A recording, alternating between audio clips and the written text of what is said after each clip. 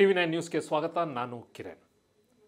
ಮಹಾಲಕ್ಷ್ಮಿ ಕೊಲೆ ಪ್ರಕರಣಕ್ಕೆ ಸಂಬಂಧಪಟ್ಟಂತೆ ಸಾಕಷ್ಟು ಮಾಹಿತಿಗಳನ್ನ ನಾನು ಈಗಾಗಲೇ ನಿಮಗೆ ನೀಡಿದ್ದೀನಿ. ಇವತ್ತು ಮತ್ತಷ್ಟು ಸ್ಫೋಟಕ ಸುದ್ದಿಗಳನ್ನ ನಾನು ನಿಮ್ಮ ಜೊತೆ ಹಂಚ್ಕೊಳ್ಳೋಕ್ಕೆ ಇಷ್ಟಪಡ್ತಾ ಇದ್ದೀನಿ.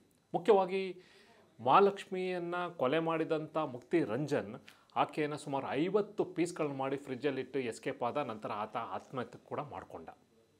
ಇಡೀ ಘಟನೆ ಹೇಗಾಯಿತು ಅನ್ನೋದನ್ನು ಒಂದಷ್ಟು ಮಾಹಿತಿಯನ್ನು ನಾನು ನಿಮ್ಮ ಜೊತೆ ಶೇರ್ ಮಾಡ್ಕೋತಾ ಇದ್ದೀನಿ. ಮುಖ್ಯವಾಗಿ ಮಹಾಲಕ್ಷ್ಮಿ ಮತ್ತು ಮುಕ್ತಿ ರಂಜನ್ ಇಬ್ಬರು ಕೂಡ ನಾರ್ತ್ ಈಸ್ಟ್ ಅಂದರೆ ಒರಿಸ್ಸಾದವರು, ವೆಸ್ಟ್ ಬೆಂಗಾಲ್ದವರು ಇಲ್ಲಿ ಬಂದು ಕೆಲಸ ಮಾಡ್ತಾ ಇರ್ತಾರೆ. ವಾಯ್ಲಿ ಕಾವಲ್ನಲ್ಲಿ ಮಹಾಲಕ್ಷ್ಮಿ ಬಾಡಿಗೆ ಮನೆ ತೊಗೊಂಡು ಅಲ್ಲಿ ನೆಲೆಸಿರ್ತಾಳೆ. ಮುಕ್ತಿ ರಂಜನ್ ಕೂಡ ಅಲ್ಲೇ ಇದ್ದಂಥ ಒಂದು ಫ್ಯಾಷನ್ ಸ್ಟೋರ್ನಲ್ಲಿ ಮ್ಯಾನೇಜರಾಗಿ ಕೆಲಸ ಮಾಡ್ತಾರೆ. ಅದೇ ಒಂದು ಶಾಪಲ್ಲಿ ಮಹಾಲಕ್ಷ್ಮಿ ಕೂಡ ಕೆಲಸ ಮಾಡ್ತಾ ಇರ್ತಾರೆ.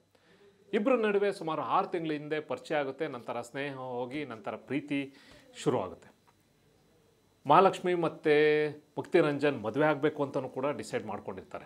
ಆದರೆ ಮಹಾಲಕ್ಷ್ಮಿಗೆ ಸಾಕಷ್ಟು ಜನ, ಮುಕ್ತಿ ರಂಜನ್ ಅಲ್ಲದಲ್ಲೇ ಸಾಕಷ್ಟು ಜನ ಬಾಯ್ ಫ್ರೆಂಡ್ ಇದ್ದ ಕಾರಣ, ಏಕೆಂದರೆ ಪಿಕಪ್ಗೆ ಒಬ್ಬ ಬರ್ತಾಯಿದ್ದ, ಡ್ರಾಪ್ಗೆ ಒಬ್ಬ ಕೊಡ್ತಾಯಿದ್ದ, ಈ ವಿಚಾರ ಎಲ್ಲ ಗೊತ್ತಾಗಿ ಎಲ್ಲೋ ಒಂದು ಕಡೆ ಈಕೆನ ಮದುವೆ ಆಗೋದಕ್ಕಿಂತ ಲಿವಿಂಗ್ ಟುಗೆದರ್ ಇದ್ಬಿಡೋಣ ಅನ್ನೋ ಕನ್ಕ್ಲೂಷನ್ಗೆ ಮುಕ್ತಿ ರಂಜನ್ ಬರ್ತಾರೆ.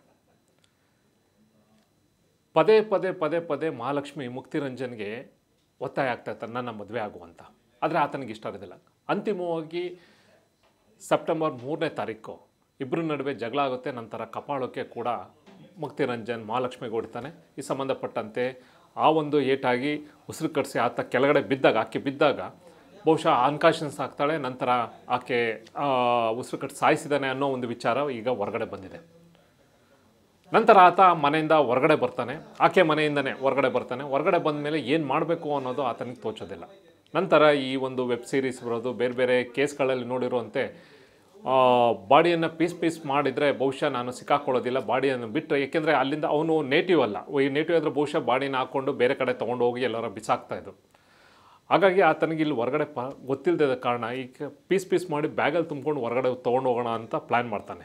ಬ್ಯಾಗನ್ನು ಕೂಡ ದೊಡ್ಡ ಬ್ಯಾಗನ್ನು ಸುಟ್ಕೇಸ್ ತೊಗೊಬಂದು ಇಟ್ಕೋತಾನೆ. ಅದು ಕೂಡ ಸಾಧ್ಯ ಆಗೋದಿಲ್ಲ. ನಂತರ ಡಿಸೈಡ್ ಮಾಡ್ತಾನೆ, ಫ್ರಿಜ್ ಒಳಗಡೆ ಹಾಕ್ಬಿಡೋಣ, ಅದಾದಮೇಲೆ ನಾವು ಎಸ್ಕೇಪ್ ಆಗೋಣ ಅಂತ ಹೇಳಿ ಮಲ್ಲೇಶ್ವರಂನಲ್ಲಿ ಒಂದು ಆಕ್ಸೆಲ್ ಬ್ಲೇಡು ಮತ್ತು 2 ದೊಡ್ಡ ಚಾಕುಗಳನ್ನ ಖರೀದಿ ಮಾಡಿಕೊಂಡು ಬರ್ತಾನೆ. ಬಾಡಿಯನ್ನು, ಹಾಲ್ನಲ್ಲಿದ್ದಂಥ ಬಾಡಿಯನ್ನು ತೊಗೊಂಡೋಗಿ ಬಾತ್ರೂಮ್ಗೆ ತೊಗೊಂಡೋಗ್ತಾನೆ. ಅಲ್ಲಿ ಸುಮಾರು 50ಕ್ಕೂ ಹೆಚ್ಚು ಪೀಸ್ಗಳನ್ನ ಮಾಡ್ತಾನೆ. ಸುಮಾರು 3 ರಿಂದ 4 ಗಂಟೆ ಟೈಮ್ ಹಿಡಿಯುತ್ತೆ. ಆ ಪೀಸ್ಗಳನ್ನ ಮಾಡಿ ತೊಗೊಂಡು ಫ್ರಿಜ್ಜಲ್ಲಿ ತುಂಬ್ತಾನೆ. ನಂತರ ಆಕೆ ಮೊಬೈಲ್ನೂ ಕೂಡ ಫ್ರಿಜ್ಜಲ್ಲಿ ಹಾಕ್ಬಿಟ್ಟು ಕ್ಲೋಸ್ ಮಾಡ್ತಾನೆ. ಆ್ಯಸಿಡ್ ತಂದು ಇಡೀ ಕಂಪ್ಲೀಟ್ ಎಲ್ಲೂ ಕೂಡ ಬ್ಲಡ್ ಸ್ಟೈನ್ ಸಿಗದಂಗೆ ಕಂಪ್ಲೀಟಾಗಿ ವಾಶ್ ಮಾಡ್ತಾನೆ.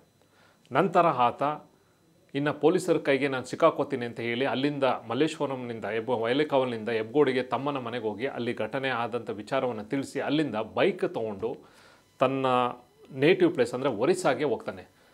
ಸುಮಾರು 1550 ಕಿಲೋಮೀಟರ್ಗಳ ಕಾಲ ಆತ ಬೈಕ್ ರೈಡ್ ಮಾಡ್ತಾನೆ. 2.5 ದಿನಗಳ ಕಾಲ ಆತ ನಿರಂತರವಾಗಿ ಬೈಕ್ ರೈಡ್ ಮಾಡಿಕೊಂಡು ಅವನು ನೇಟಿವ್ ಪ್ಲೇಸಿಗೆ ಸೇರ್ಕೋತಾನೆ, ಅವನ ಊರಿಗೆ ಸೇರ್ಕೋತಾನೆ.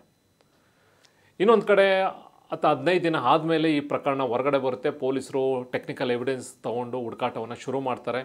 ಆಕೆಗೆ ಬರ್ತಾ ಇದ್ದ ಫೋನ್ ಕಾಲ್ಸ್ ಯಾವುದಿತ್ತು ಇನ್ಕಮಿಂಗ್. ಕೊನೆಗೆ ಮುಕ್ತಿ ರಂಜನ್ ಮೇಲೆ ಡೌಟ್ ಬರುತ್ತೆ. ಆತನ ತಮ್ಮನಿಗೆ ಕಾಂಟ್ಯಾಕ್ಟ್ ಮಾಡಿಕೊಂಡು ಪೊಲೀಸರು ಅವನ್ನ ಕಸ್ಟಡಿಗೆ ತೊಗೊಂಡಾಗ ಇಡೀ ವಿಚಾರ ಗೊತ್ತಾಗುತ್ತೆ. ನಂತರ ಮುಕ್ತಿ ರಂಜನನ್ನು ಅರೆಸ್ಟ್ ಮಾಡಬೇಕು ಅಂತ ಪೊಲೀಸರು ಬೆಂಗಳೂರಿನಿಂದ ಅಲ್ಲಿಗೆ ಹೋದಾಗ ಆತನಿಗೂ ಕೂಡ ಗೊತ್ತಾಗುತ್ತೆ. ಇದೊಂದೇ ಟೈಮಲ್ಲಿ ಬಹುಶಃ ಈ ಕೊಲೆ ಆರೋಪಿಗಳಿಗೆ ಸಿಗುವಂಥ ತಕ್ಕ ಶಿಕ್ಷೆ ಅಂತಂದರೆ ಜೈಲಿಗೆ ಒಳಗಡೆ ಬಂತು ಅಂತ ಮತ್ತೆ ಫ್ರೀ ಆಗ್ತಾರೆ. ಆದರೆ ಈ ಒಂದು ಟೈಮ್ ಇದೆಯಲ್ಲ, ಈ ಯಾವಾಗ ನಾನು ಪೊಲೀಸರ ಅರೆಸ್ಟ್ ಮಾಡೋ ಒಂದು ಸಂದರ್ಭ ಇದೆಯಲ್ಲ, ಭಾಳಷ್ಟು ಯಾರಿಗೇ ಆಗಲಿ ಆ ದಿನಗಳು ಬರಬಾರ್ದು. ಯಾಕೆಂತಂದರೆ ಒಂದು ಕ್ಷಣಕ್ಕೂ ಪೊಲೀಸರು ಯಾರನ್ನೇ ನೋಡಿದರೂ ಪೊಲೀಸ್ ಅಂತ ಬರುತ್ತೆ. ಊಟ ಸೇರೋದಿಲ್ಲ, ನಿದ್ದೆ ಬರೋದಿಲ್ಲ. ಜೊತೆಗೆ ಎಲ್ಲ ಹೋಗಿ ಯಾರು ನೋಡಿದರೂ ಕೂಡ ಪೊಲೀಸ್ ಅನ್ನೋ ಒಂದು ಭೀತಿಯಲ್ಲೇ ಆ ದಿನಗಳನ್ನ ಕಳೀತಾ ಇರ್ತಾರೆ. ಒಂದು ಸರಿ ಅರೆಸ್ಟ್ ಆಗಿಬಿಟ್ರೆ ಫುಲ್ ಕಂಪ್ಲೀಟ್ ರಿಲ್ಯಾಕ್ಸ್ ಆಗಿಬಿಡ್ತಾರೆ. ಹಾಗಾಗಿ ಆ ಟೈಮಲ್ಲಿ ಭಾಳ ಆತ ಒದ್ದಾಡ್ತಾ ಇರೋದು ಕಂಡುಬರುತ್ತೆ.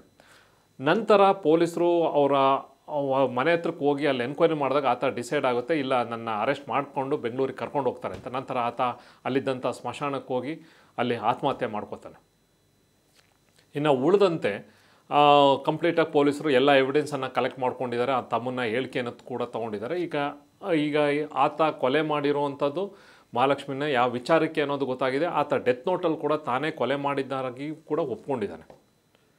ಹಾಗಾಗಿ ಪೊಲೀಸರಿಗೆ ಎಲ್ಲೋ ಒಂದು ಕಡೆ ಈ ಪ್ರಕರಣ ಅಂತ್ಯ ಆದರೂ ಕೂಡ ಕಂಪ್ಲೀಟಾಗಿ ಏನಾಯಿತು ಅಂತ ಘಟನೆ ಕೋರ್ಟ್ಗೆ ಹೇಳ್ಬೇಕಾಗುತ್ತೆ. ಯಾಕೆಂದರೆ ಎಫ್ ಐ ಆರ್ ಆಗಿರೋದ್ರಿಂದ ಕಂಪ್ಲೀಟ್ ವಿವರವನ್ನು ಯಾರು ಮಾಡಿದ್ರು, ಏನಕ್ಕೆ ಮಾಡಿದ್ರು ಅನ್ನೋದೆಲ್ಲವೂ ಕೂಡ ಹೇಳ್ಬೇಕಾಗುತ್ತೆ. ಅದಕ್ಕೆಲ್ಲ ಸಾಕ್ಷಿಗಳನ್ನ ಕಲೆಕ್ಟ್ ಮಾಡ್ಕೊಂಡು ಈಗಾಗಲೇ ಕೋರ್ಟಿಗೆ ಸಬ್ಮಿಟ್ ಮಾಡೋಕ್ಕೆ ಎಲ್ಲ ರೀತಿಯ ತಯಾರಿ ಮಾಡ್ಕೊಂಡಿದ್ದಾರೆ. ಇದೇ ಈ ದಿನದ ವಿಶೇಷ. ನಿರಂತರ ಸುದ್ದಿಗಾಗಿ ನೋಡ್ತಾ ಇರಿ TV9.